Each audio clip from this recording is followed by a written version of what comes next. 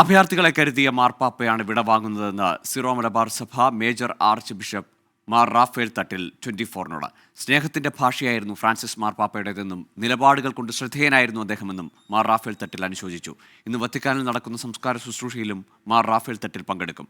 വത്തിക്കാനിൽ നിന്ന് 24 editor in charge P James തയ്യാറാക്കിയ റിപ്പോർട്ടിലേക്ക്. ഫ്രാൻസിസ് മാർപ്പാപ്പയുടെ സംസ്കാര ചടങ്ങിൽ പങ്കെടുക്കാനും അത് റിപ്പോർട്ട് ചെയ്യാനായിട്ട് 24-ന്റെ സംഘം റോമിലെത്തിയിരിക്കുകയാണ്. റോമിൽ ലക്ഷക്കണക്കിന് ആൾക്കാർ നാളെ ഒത്തുകൂടും.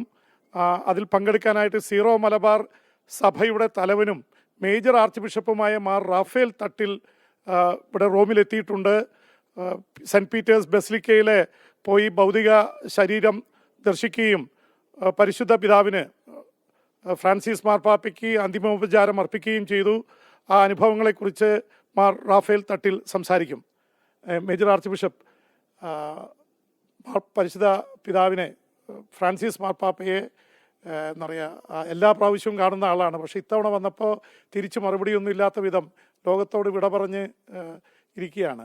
അപ്പോൾ ഈ അവസരത്തിൽ എന്താണ് ഓർമ്മകൾ മനസ്സിലുള്ളത്? റോമിലെത്തിയപ്പോൾ എന്താണ് ഓർക്കുന്നത്?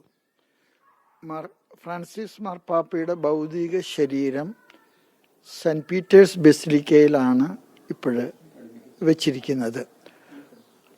മാർപ്പാപ്പയുടെ മൃതശരീരം കണ്ട് അന്ത്യാഭിവാദനങ്ങൾ അർപ്പിക്കാനായിട്ട് ആയിരക്കണക്കിന് മനുഷ്യരാണ്.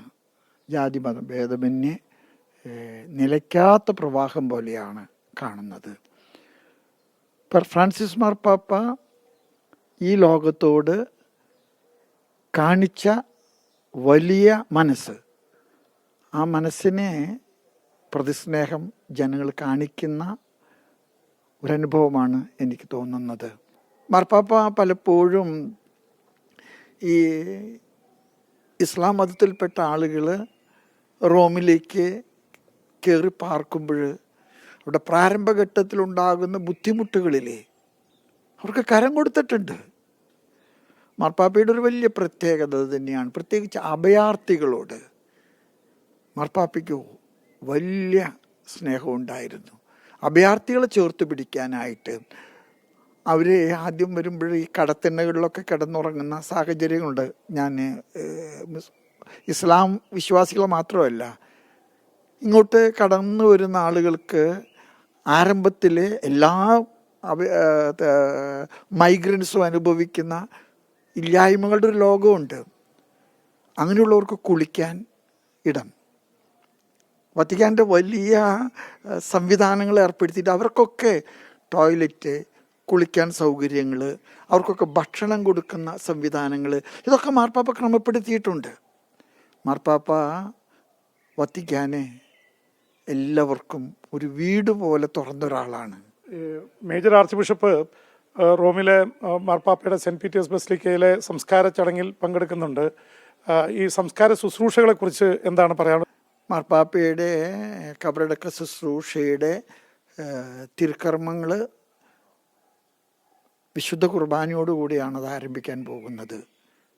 എല്ലാ കർദിനാൾമാരും, പ്രത്യേകിച്ച് സീനിയർ മോസ്റ്റ് ആയിട്ടുള്ള കാർഡിനൽസ്, അവരാണ് കാർമ്മികരാകാനൊക്കെ പോകുന്നത്. ബാക്കിയുള്ള സഭാ തലവന്മാർ അതിൽ പങ്കുചേരും. എല്ലാ മെത്രാന്മാരും ഇവിടെ സന്നിഹിതരായിട്ടുള്ളവർ എല്ലാവരും, എല്ലാ വൈദികരെ, അവരൊക്കെ ഇതിൽ പങ്കെടുക്കും. വലിയ ഒരു ജനാവലിയെ പ്രതീക്ഷിക്കുന്നുണ്ട്. പരിശുദ്ധ പിതാവ് ജനങ്ങളുടെ പിതാവായിരുന്നു.